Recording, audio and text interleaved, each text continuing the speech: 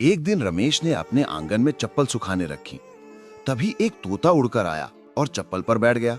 रमेश ने मजाक में बोला, अब तू ही मेरी चप्पल का पहरेदार है।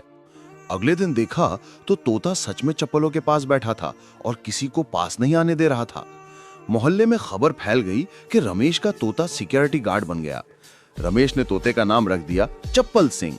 कुछ दिनों बाद रमेश ने YouTube चैनल बनाया तोता गार्ड। वीडियो वायरल हो गया, लेकिन रमेश रोने लगा क्योंकि सबने देखा पर किसी ने सब्सक्राइब नहीं किया।